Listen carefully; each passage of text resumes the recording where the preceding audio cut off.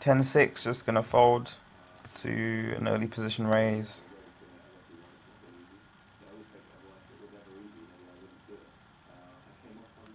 This guy shoves in 4 bigs, just over 4. Yeah, just going to give up 9-7. Probably call with hands like Jack 10, Jack 9 maybe. Because he's definitely shoving a very wide range, and very surprised that the big blind folded here. I would have definitely called with any two with this sort of raise here, for sure.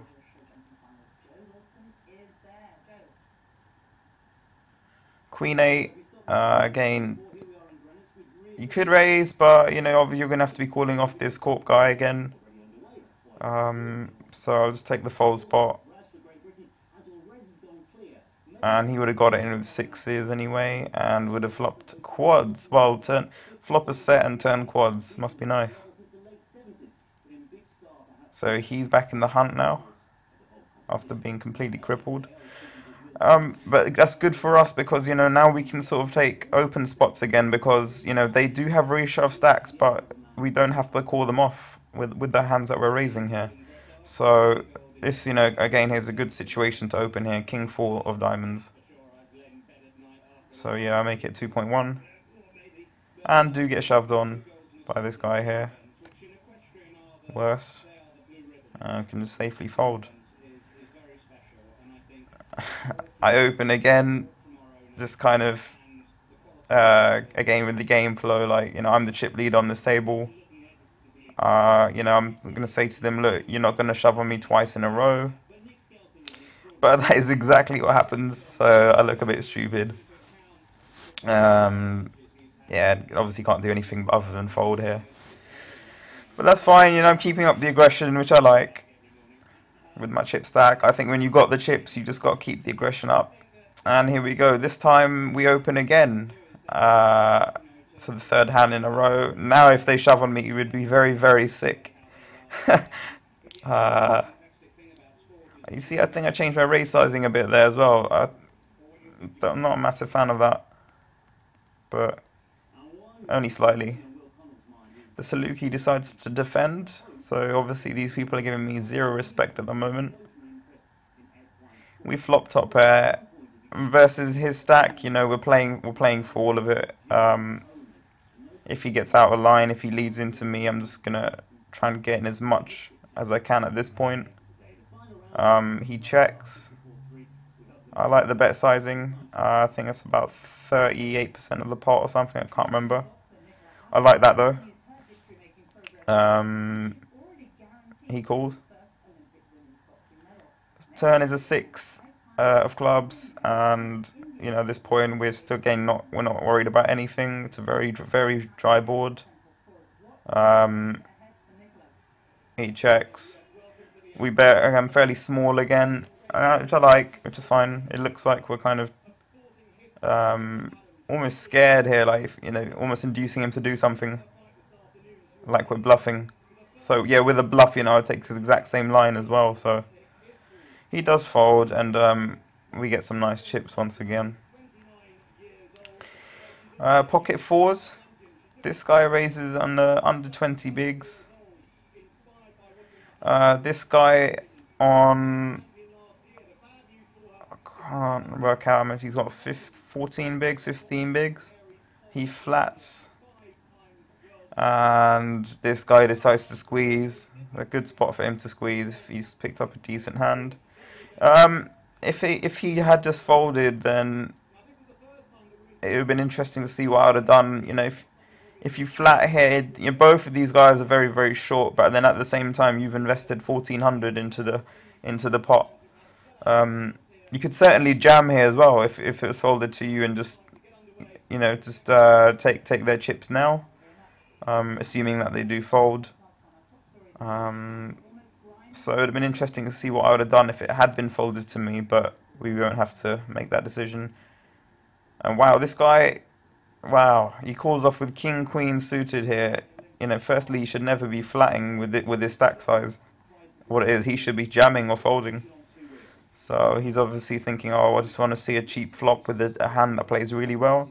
But you know he's not playing his stack size correctly if he's doing some stuff like this. So I'm calling off here. This guy woke up with a hand like pocket sevens, which is nice for him.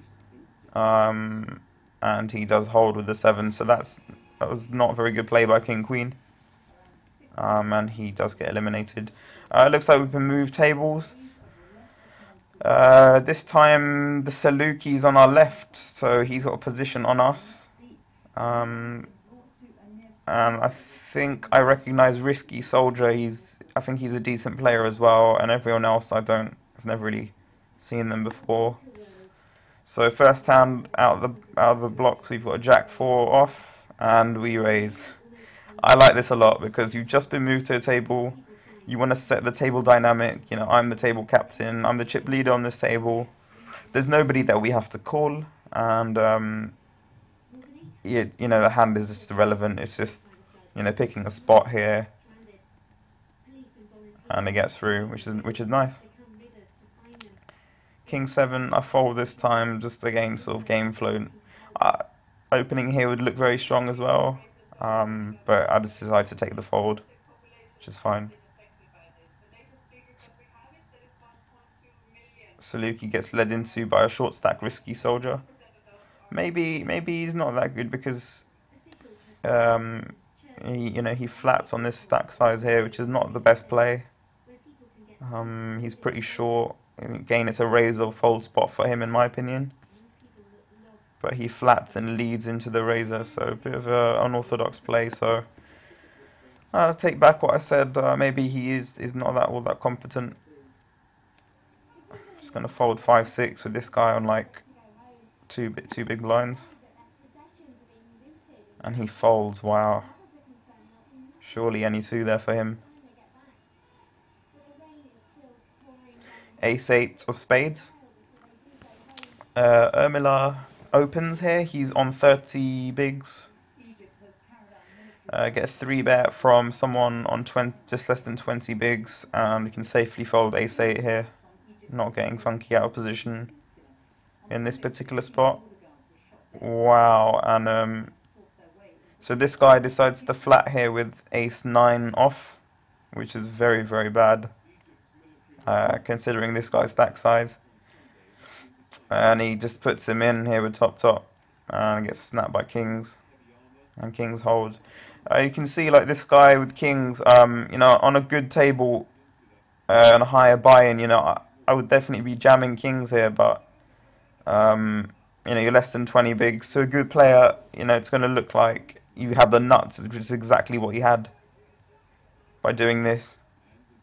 And, you know, you're not going to get action. But I guess at the lower stakes, you know, people will come along for the ride with hands like Ace-9 and maybe, I guess, not think about the fact that he was less than 20 bigs and he's only 3-betting as opposed to jamming, which is, I guess, the standard move for him at this point.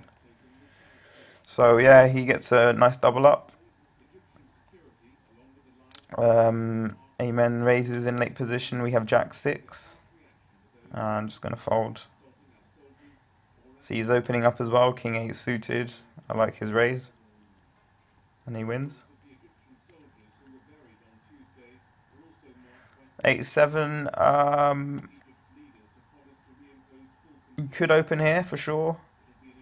But I think because this guy's quite short now, and you know, he's a bit of a loose cannon. He's the guy that flatted Ace-9. I just like folding here, and he's got 10 bigs, and you're going to be priced into calling someone with 10 bigs. So yeah, I like folding there for sure. Wow, and he Saluki surprisingly just almost min raises him here, as opposed to just jamming. Someone on 10 bigs here, I'd be jamming pretty much my entire range unless I had some read that they're just gonna spaz out if I min raise on them. Yeah, he just folds. That's really bad. Like, you know, he's got 10 bigs. He's calling the raise and just like kind of check folding. So not the best play from him. Just gonna fold the 3 deuce here to this guy's raise.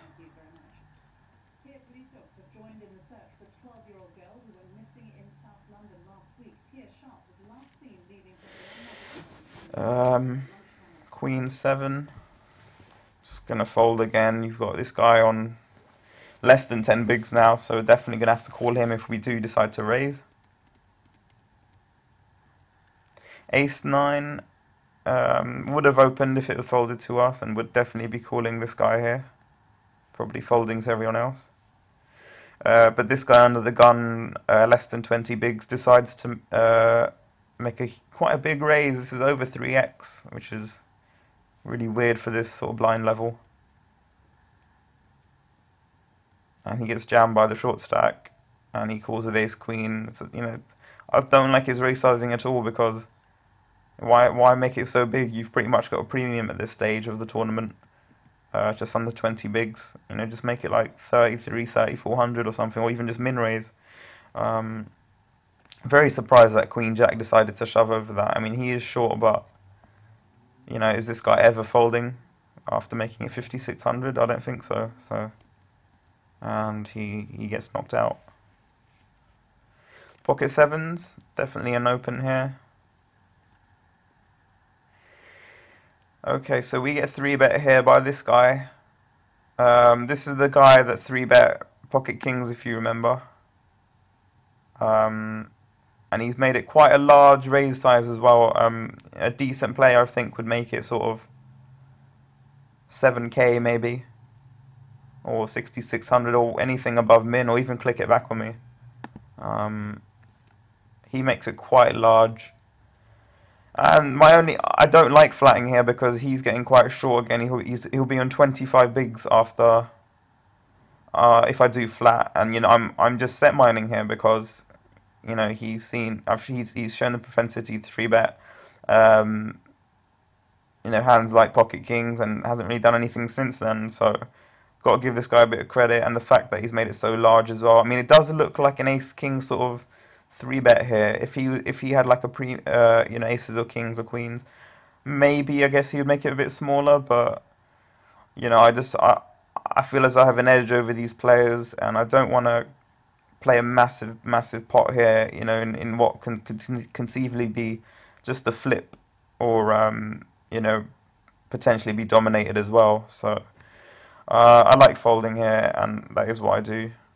And just you know, take my chips and keep trying to, you know, look for better spots than that. Just gonna fold 7-6 here to the under the gun raise. Button raise here. We've got deuce 8 off. I like this 3-bet spot here. Could take a 3-bet fold spot. Make it like 7,700 or 8k. Don't have to call anyone here. This guy's got, you know, he's got over 20 bigs, and it does look strong. But if again, this guy is the one that made it 5600 under the gun with ace queen. So I don't really want to be 3-betting this particular opponent too light, because he's a bit of a wild card. We don't really know what he's going to do. And this time he decides to min raise, but Big Blind does defend, so maybe we will see what he does. No, he won't, because yeah, I mean, they see you know, he's betting an ace 6 ace board with 6300 and it's 8k. It's a massive bet. So you know, he plays really unorthodox. So just got to be a bit wary of him and just not try and bluff him as often as I would someone else like the Saluki, who seems like a better player. I like this 3-bet fold spot as well, if it folded to me. This guy, you know, you can only shove or fold on us. He could call, but I don't think he's going to be doing that. I think he was multi-tabling at this point. I mean, he's made some weird plays, but I think he was multi-tabling, I remember. Like 6, 7, 8 tables. I do re-raise here. Just click it back on him. Yeah, you know, just taking a spot here, really. You don't have to obviously call off any of these guys behind us. He jams it on us, and you know, we obviously can't call with 9 high, so just give it up. It's fine.